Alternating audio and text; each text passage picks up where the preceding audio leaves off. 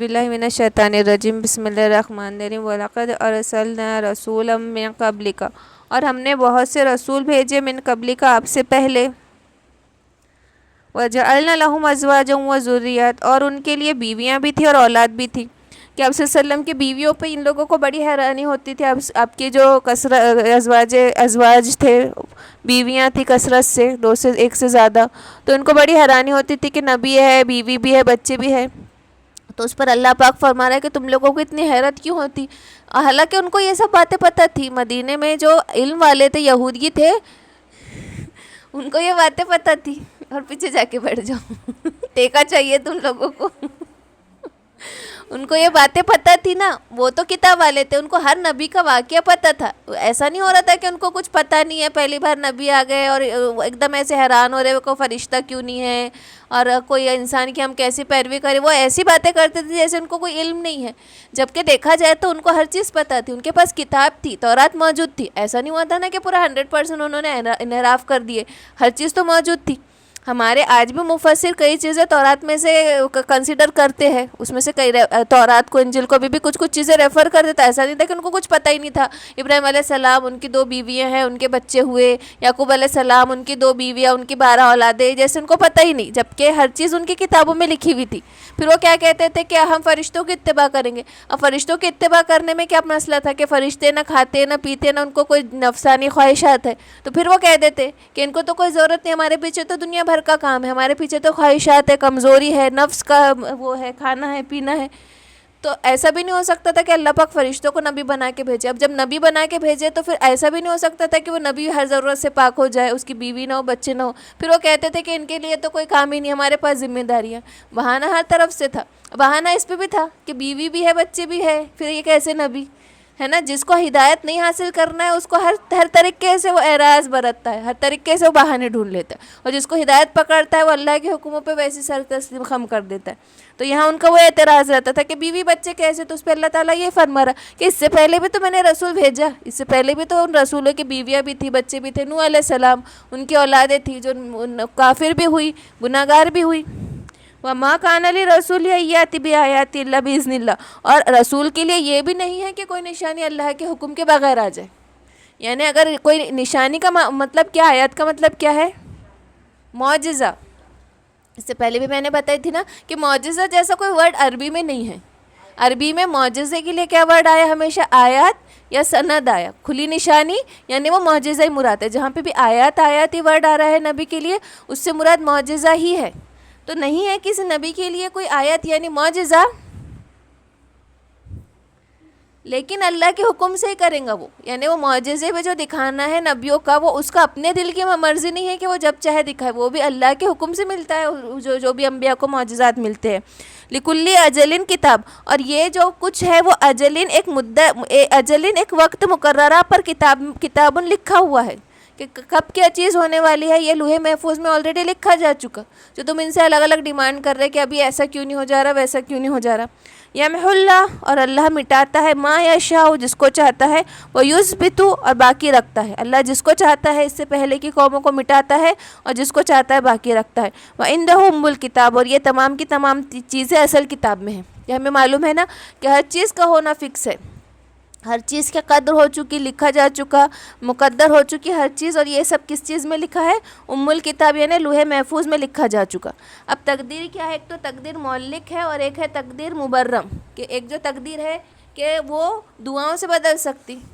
ہم کو پتہ ہے نا کہ کچھ تقدیریں اللہ تعالیٰ ٹھہرا رکھتا ہے, کچھ فیصلے ٹھہرا رکھتا ہے کہ وہ دعاؤں سے, اس کے نیک اعمال سے, اس کے بد اعمال سے, اس کے دوسری چیزوں سے وہ تقدیر بدل سکتی ہے. تقدیر کے باب میں بھی ہم نے دیکھے تھے نا. اور کچھ چیزیں فکس ہے کہ وہ اب ہونے والی نہیں. وہ کچھ چیزیں ہیں قدر کی جو فکس ہے, اور کچھ چیزیں معلق یعنی کہ ٹھہرا رکھتا ہے اللہ کہ جب بندہ یہ کر لیں گا تو میں بدل بھی دوں گا. اس لیے ہمیں دعا کرتے رہنا ہے کہ تقدیر میں کیا لکھا ہے, ہو سکتا ہے کہ اللہ اس کا فیصلہ بدل دے. وَإِمَّا نُرِيَنَّكَ بَعْضَ الَّذِي, اور اگر ہم آپ کو دکھا دے بَعْضَ الَّذِي نُعِيدُهُمْ کہ جو ہم نے وعدہ کیا, اور يَتَنَوَفِّيَنَّكَ, یا آپ کو وفات دے دے, فَإِنَّمَا عَلَيْكَ الْبَلَاغُ, تو بس آپ پر پہنچا دینا ہے. وَعَلَيْنَا الْحِسَابُ, اور ہمارے اوپر حساب کتاب لینا ہے. اب اگر یہ لوگ اب یہ لوگ بار بار چاہ رہے ہیں، اب اس میں وعدے سے ہمیشہ مراد عذاب کا وعدہ رہتا، وعدے سے مراد یا تو قیامت رہتا یا عذاب رہتا. یہ جو ورڈ ہے وہ کامنلی آتے نا، آیات کا مطلب معجزہ رہتا، وعدہ، وعدہ کب آئیں گا اللہ کا وعدہ، کب آئیں گا اللہ کا وعدہ، تو یا تو مدد کا وعدہ رہتا وہ، یا تو پھر عذاب کا وعدہ رہتا. تو یہ لوگ جو عذاب میں جلدی کر رہے، تو آپ صلی اللہ علیہ وسلم کو یہ بتایا جا رہا، یہ بات آپ صلی اللہ علیہ وسلم کے لیے ہے کہ اگر ہم کچھ حصہ تو آپ کو دکھاتے رہتے ہیں، عذاب کا کچھ حصہ جو وہ بھی ڈیمانڈ کر رہے اور آپ بھی کبھی آپ چاہ رہے ہیں ان کی ڈیمانڈ پہ، تو ہم اس کا کچھ حصہ دکھاتے ہیں. وہ کیسے کہ کبھی ان کے اوپر چھوٹا چھوٹا عذاب آ جاتا، کبھی جو قتال ہو رہا ہے، جہاد ہو رہا ہے، الگ الگ جو یہ غزوات ہوئے جن میں ان کی ناکامیابیاں ہوئی، تو وہ بھی عذاب ہی ہوا نا کہ کتنے سارے قتل ہوئے. تو کچھ حصہ ہم آپ کو دکھا بھی دیتے، اور کچھ ایسا بھی ہوگا او نتوفینک کہ آپ کی وفات کے بعد ہوگا کچھ. آپ اس کی فکر مت کیجئے کہ یہ کب ہوگا، کیا ہوگا، کیسے ہوگا، اس کی فکر آپ کو نہیں کرنا ہے. آپ کو کیا کرنا ہے، پہنچا دینا ہے. ویسے ہمارا بھی کام رہے گا امت کا بھی کہ ہمارا کام صرف پہنچا دینا ہے.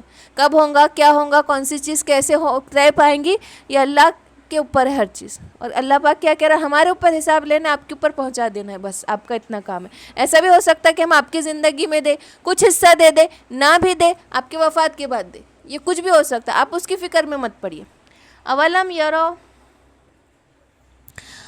یرو انا ناتی الارض، اور کیا تم یہ نہیں دیکھتے کہ ہم لے آتے ہیں زمین کو ننقصها، اور اس کو گھٹاتے ہیں من اطراف ہے، اس کے اطراف سے. اب اس سے کیا مراد ہے کہ آپ یہ نہیں دیکھ رہے کہ ہم ہر طرف سے زمین کو گھٹاتے ہوئے لا رہے ہر اطراف سے. تو اس سے مراد کہ مسلمانوں کی کامیابیاں ہے، مسلمانوں کے فتوحات ہے، اور مشرکین کے جو علاقے وہ کم ہوتے جا رہے ہیں. زمین سے گھٹا دینے سے مراد ہے مشرکین کے زمینیں کم ہو رہی ہے اور فتوحات مسلمانوں کی بڑی. آپ یہ دیکھ رہے ہیں نا، اس وقت یہ آیتیں کب کی ہے، میں کیا بولی تھی، سورہ رعد مکی ہے کہ مدنی ہے، میرے بھی ذہن سے نکل گئی. سورہ رعد مکی ہے. تو بعد میں کتنے سارے فتوحات ہوئے، بعد میں جو فتوحات ہوئے، جو کئی ایریا کیپچر کیے نا، کتنا سارا ایریا کیپچر ہو گیا تھا پھر بعد میں مسلمانوں کا، اور ان کا حصہ گھٹ گیا تھا. تو ہم اطراف سے ان کو کم کرتے ہوئے آ رہے ہیں. واللہ یحکم لا معقب لحکمہ، اور اللہ وہ فیصلہ کرتا ہے لا معقب کہ نہیں پیچھے ڈالتا ہے اس کا حکم، وہو سریع الحساب، اور وہ جلد حساب لینے والا ہے. وقد مکر الذین من قبلہم، اور جو لوگ مکر کرتے ہیں من قبلہم اس سے پہلے، فللہ المکر جمیعا، تو تمام جو مکر ہے، داؤ ہے، وہ سب اللہ کے پاس ہے. سب کے سب داؤ اللہ کے پاس ہے. اللہ ہر چیز سے، ان کے مکر و فریب سے باخبر ہے. یعلم ما تکسب کل نفس، اور وہ خوب جانتا ہے کہ کون سا نفس کیا کما رہا ہے، کون سا نفس کیا اعمال کر رہا ہے، وہ خوب جانتا ہے. وسیعلم الکفار، اور جلد ہی جان جائیں گے کافی، لمن عقبیت دار، کہ ان کے لیے عقبیت دار، کہ ان کا انجام کیا ہونے والا ہے، یا پچھلا گھر کیا ہے، یا ان کا آخرت کیا ہے، یا ان کا انجام کیا ہے. یہ کافر بھی منکر بھی بہت جلد جان دیں گے.